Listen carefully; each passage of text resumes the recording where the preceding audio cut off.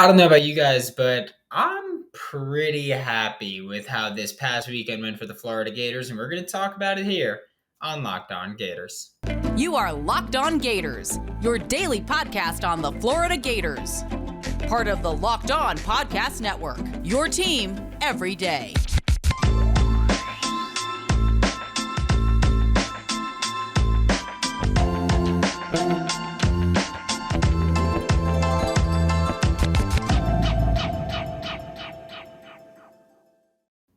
Hello, and welcome back to another episode of Locked On Gators, part of the Locked On Podcast Network, your team every day.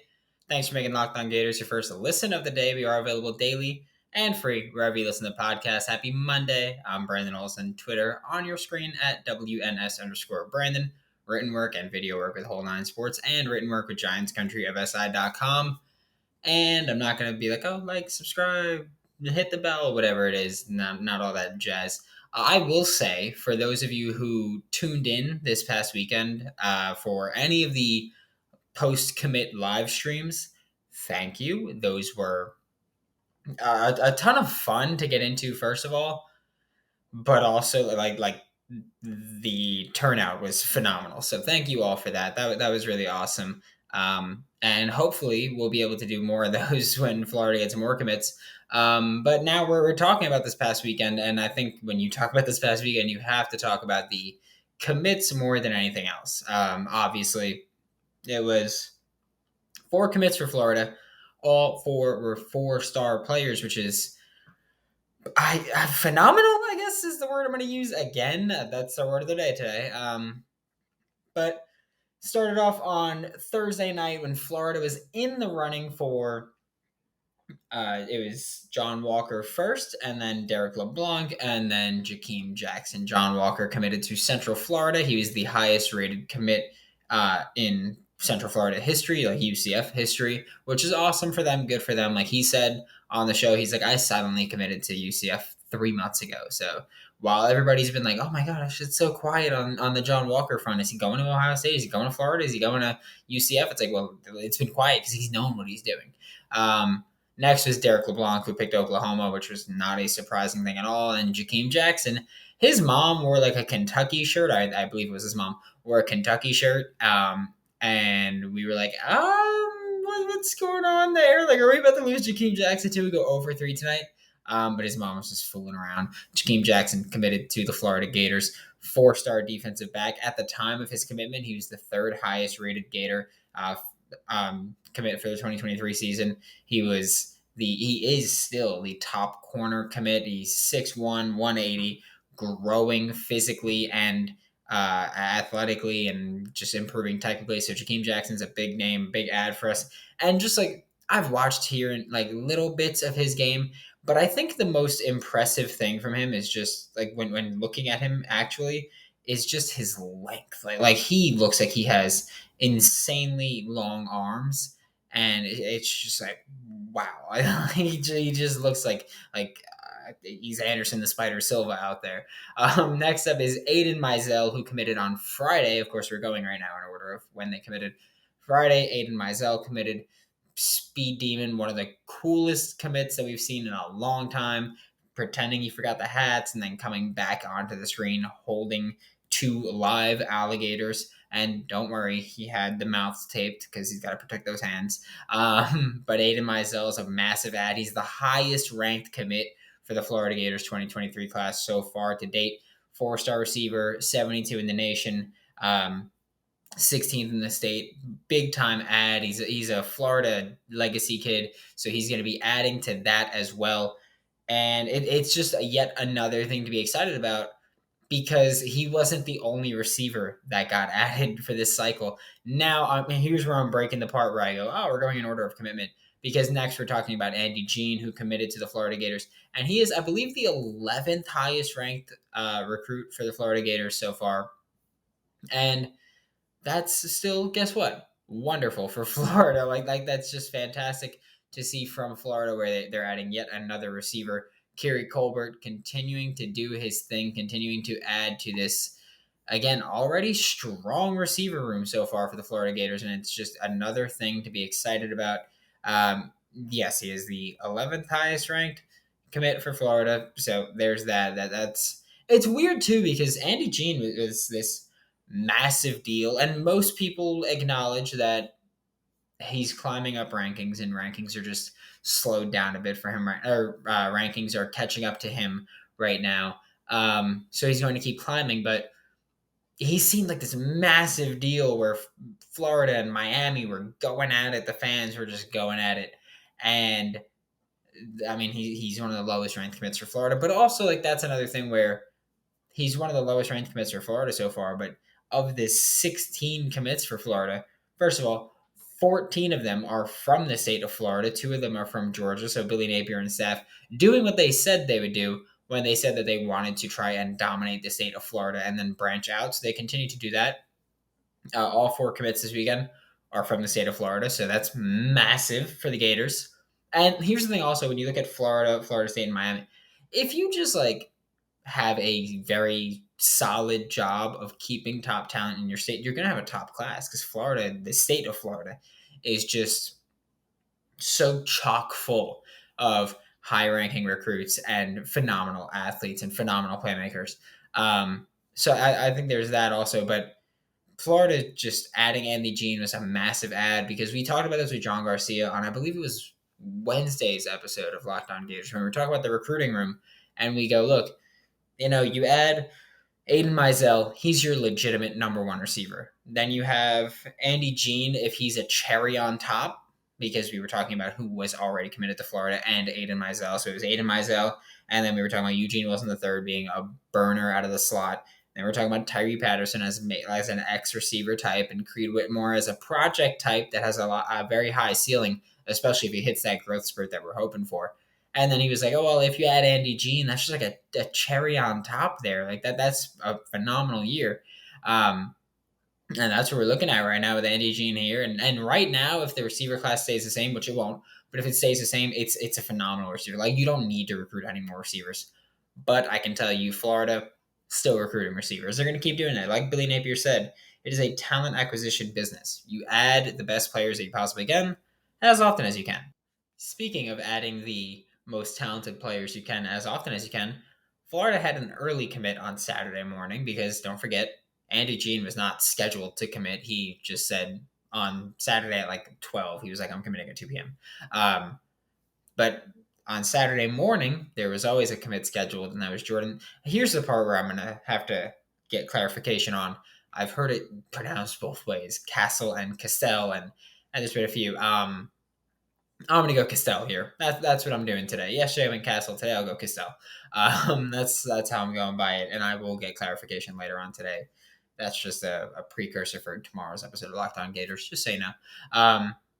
But Jordan Castell went through 4-star safety, and this was a massive add too because Florida's co-defensive coordinator, defensive play caller, and safeties coach all the same person in Patrick Toney, and there wasn't a safety added yet for this class, and that's one of those things where it's like, well, Florida should have safeties added. Like that should be an easy sell to go, I'm the defensive coordinator. Like I can decide what you do. I can make promises to you about your usage, and I can do all these things.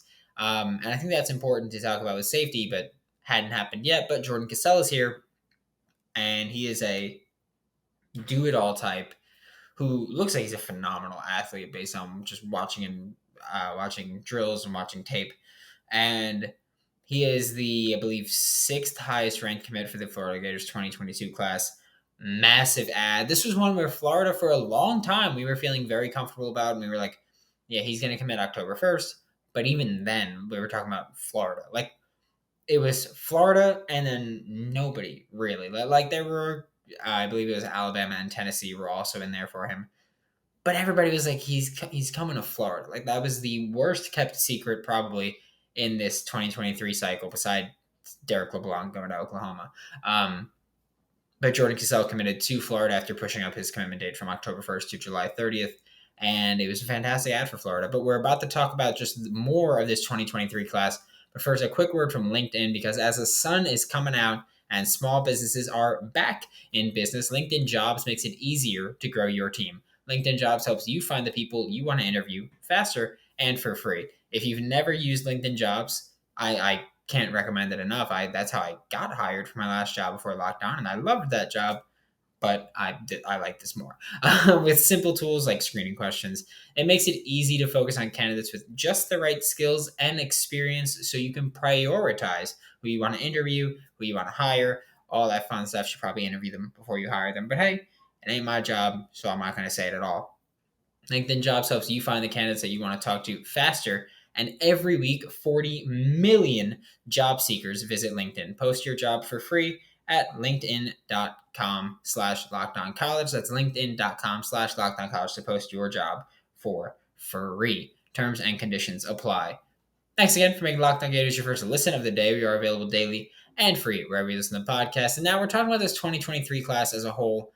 And I think the first thing that I want to talk about here is not the headliners, which we will get to, but I talked about this on, I know it was Saturday, but I can't remember if it was Jordan Castell's commitment or if it was Andy Jean's commitment. But we started talking about who's the most important ad for the 2023 Florida Gators recruiting cycle, because you could say it's Aidan Mizell because he's the highest ranked commit. He's the only 95 plus ranked commit. And he's climbing boards as well. So you could talk about Aiden Mizell as that guy. You could talk about quite a few people. You could talk about Eugene Wilson III as that guy because he kind of helped launch this run that Florida's on. But I think it's someone who did launch this run that Florida's on, and that's Marcus Stokes, the quarterback. Depending on where you look, he's a 4-star, he's a 3-star. I don't necessarily care about the star ranking for that. That's pretty irrelevant to me. But Florida, Billy Napier flipped Marcus Stokes from Penn State to Florida, and then it started. And then this run started after Marcus Stokes committed. Trayon Webb committed like half an hour later. Eugene Wilson III committed the next day. And then we had this past weekend, this run that Florida went on, and it was just a tear that Florida has been on. And it's amazing because just, 3 weeks ago, people were like, oh, this coaching staff bit off more than they can chew. They were not ready for this big task of rebuilding Florida. And it's like, well, guess what? Yes, they are, because they've got their recruiting class in place right now. I think Marcus Stokes also, just the job that he's done just publicly, actively recruiting kids to Florida is big. His whole play wide receiver for the Joker thing. That's an awesome trend that he's working around.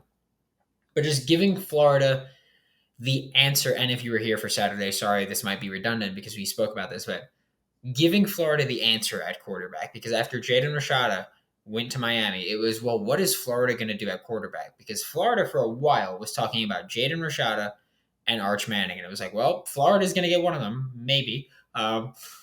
What's going to happen? For about a week or two, it was pretty murky about what's going to happen at quarterback, and then Billy Napier got Marcus Stokes to flip from Penn State to Florida, and he answered that question, and that's big because now whether or not Marcus Stokes ever works out, Florida for the 2023 recruiting cycle has their quarterback answer. So once you get those kids on campus, whether or not the quarterback works out, kind of irrelevant.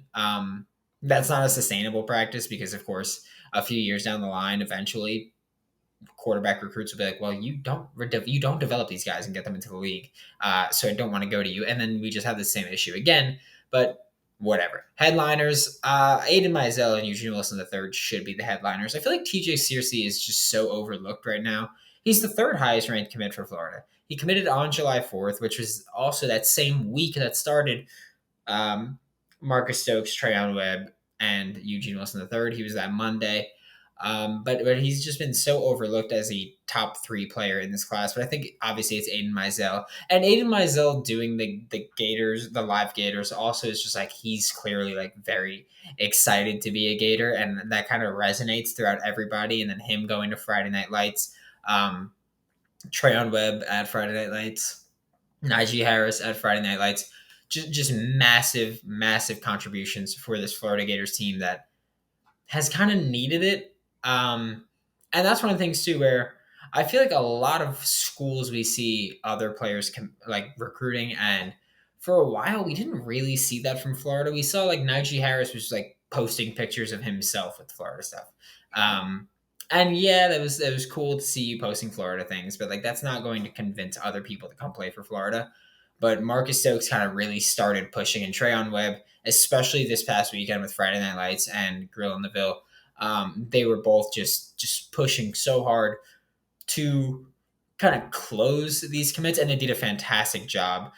This coaching staff, they answered one of the biggest questions from me, which was, we talked about this last Wednesday, stop being a hat on the table, get these kids to commit. And not only stop being a hat on the table, get these kids to commit, but also why is Florida not getting these quick commitments from kids? Like, I think they're being too passive in terms of like, no, like take your time, make your decision, do whatever. And that is wonderful. But at the end of the day, you gotta get these commitments. And if you just go, oh, take your time, don't worry about it, people can swoop in like Miami and Georgia and Texas A&M. They could swoop in and kind of ruin your day. So Florida looked like they finally put the pedal to the metal here, and that's fantastic. Then we also have decommit flags, which right now I think the only decommit flag that I'm looking at for Florida is Tyree Patterson, which, look, I've been saying this, and I know my YouTube comments were talking about it and debating it. I don't necessarily care about Tyree Patterson decommits. Our average rating goes up. That's not something I care about necessarily. I've very openly been like, you know what? If these kids are picking the spot for them and they think it's the right spot for them, then wonderful. But I'm not putting stock in it. I am looking at Tyree Patterson and I'm going, he's the fifth ranked receiver for the 2023 class for Florida. Like he's the fifth ranked commit for Florida at receiver.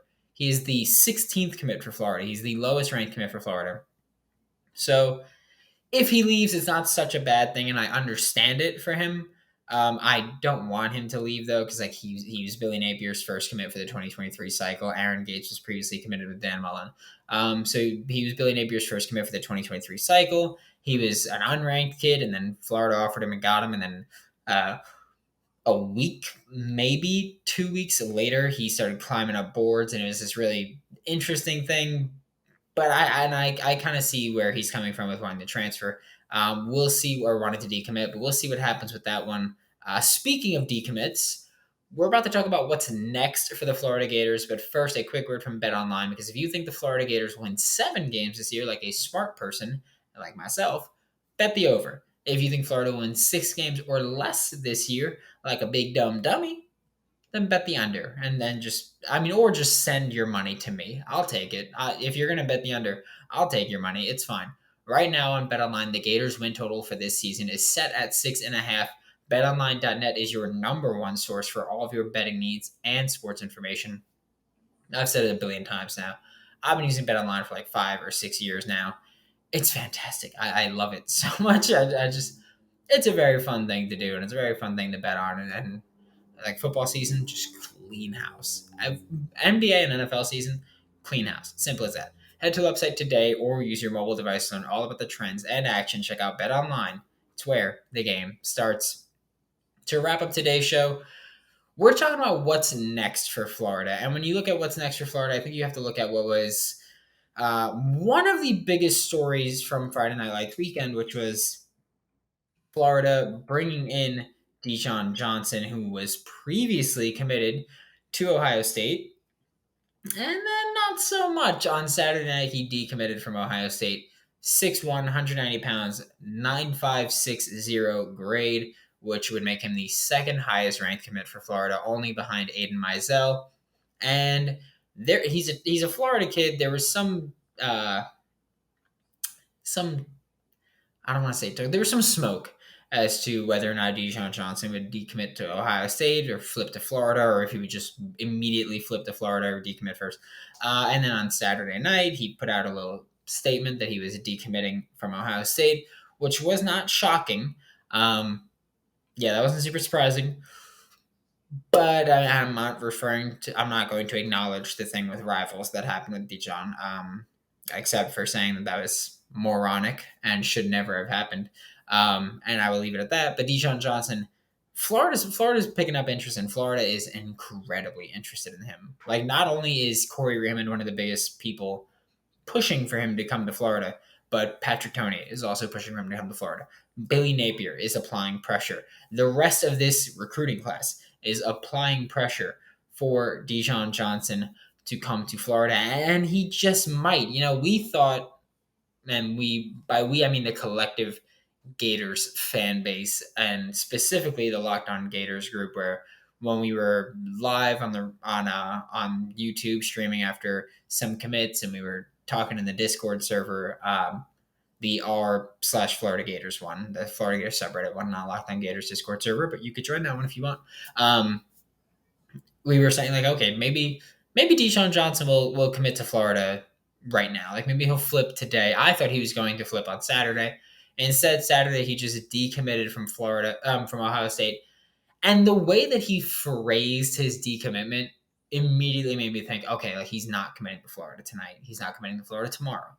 The way he phrased it made it seem like he kind of just wanted to enjoy the recruitment process again and get back into it and take more visits and do whatever, and not feel rushed or tied down with anything. I think now, especially after you decommit once, I feel like there's pressure to kind of get it right the next time, and not be a kid who just like quickly commits to Florida and then a few weeks later he's like, ah, man, like, Miami's an enticing place, which I hate saying, but like, there's a reason Miami is getting all these commits, and it's not just money. They're tremendous recruiters. They're just scumbags also. But Dijon Johnson, I think, wants to kind of approach this a different way, and take it the more mature way, which I have no issue with him doing. I do think that at this point, ultimately, at this point, Florida looks like they're going to be the ones to add Dijon Johnson, but that remains to be seen. Next is Will Norman, is someone who a lot of us were like, is he going to commit to Florida?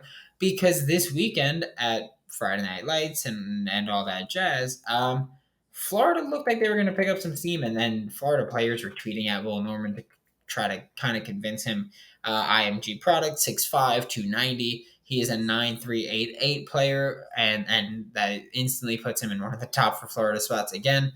And I mean, with Will Norman, I think you have to look at this Florida defense and what they want to do, and you being a pretty athletic fella, and just going, well, Florida is a solid spot if you're a versatile defensive lineman, because you're going to drop back into coverage, you're going to move around the defensive line, you're going to do a whole bunch of stuff. And that looks really good for you to have that versatility, but it always looks good for you to have that versatility. We don't know what will actually happen with it, but Will Norman is someone who Florida is pushing heavily on. Trayon Webb also said that August 10th, Florida is going to get a commit. We just don't know who it is. That remains to be seen, but anything can happen, right? Next, we're talking about is DeQuavius Sorey. We're going to touch on him just really quickly because we've talked about DeQuavius Sorey before on Locked On Gators as someone who could be a commit by the end of July. Obviously, at this point, that hasn't happened. I'm recording this on July 31st late at night, so I'm going to assume it's not going to happen at this point, but DeQuavius Sorey is a four-star receiver from Florida. He is someone who John Garcia was like, he plays receiver, running back, on defense. He could play safety. He could play a whole bunch of stuff. He's a very athletic guy. This is someone where, again, I thought he would have already been committed to Florida. That's how far ahead Florida seems to be above Georgia and Bama and Arkansas and all the other schools that are pursuing him. But again, to be fair, that's not happened yet, but I think it will. And then there's also 2024 quarterback DJ Lagway, who is one of the top players in the 2024 class. I'll pull it up real quick on the composite, but DJ Lagway is someone who, I mean, he seems to be very excited to be a potential Florida Gator. 5-star quarterback, 17th overall player in the class, third quarterback, third player in the state of Texas, and he's someone that, again, This past weekend specifically, he seemed to be really loving Florida. They were putting a ton of pressure on him. And I like that because, you've got Billy Napier putting the pressure on him and him saying, like, I'm kind of feeling this Florida vibe. And Billy Napier just dealt with, well, Florida doesn't have their 2023 QB. So he's trying to go, well, guess what? Our first commit for 2024 is going to be a 5-star quarterback. That's a top 20 player in the nation. And we're going to whoop some, you know what it is. And DJ Lagway is one of those players that they're trying to push there. I know for a fact also that Davi Belfort is a player that Florida offered for when he was a 2025 kid. Then he reclassified to 2024 and they reaffirmed that offer. So he is also someone who is considering Florida right now. And Davi Belfort has also said, I want to build a class. He's like, I want to commit relatively soon and I want to be the guy that helps build a recruiting class. So honestly, either one of them, both of them, Lagway, Belfort. Lagway is the much bigger name. Belfort is someone that I do genuinely like from what I've seen from his tape, and I don't think Lagway or Belfort are the kind of guys where it's like, oh, there's another high ranked quarterback, I'm out. So for 2024, I see no reason why you shouldn't just go for both of them, especially because it's like, well, there's so much time between now and then. Why not just go for it and just say, if they decommit, they decommit. But right now, we're so far into the future. Who really cares about being tied down? And we have more needs to discuss, but we'll get we'll get to that another day, probably Wednesday or Thursday this week. But thanks for making Locked On Gators your first listen of the day. Every day we are available daily and free wherever you listen to the podcast. We'll be back tomorrow to talk more on your Florida Gators. Now make your second listen Locked On SEC, hosted by Chris Gordy of Sports 790. The best coverage on the best conference, including the best university, the University of Florida, right there. For Locked On Gators, I'm Brandon Olson. Don't forget to follow me on Twitter at WNS_Brandon. Find my written work with Whole Nine Sports and video work with Whole Nine Sports. And find my written work with GiantsCountryFSI.com. And I will see you all tomorrow.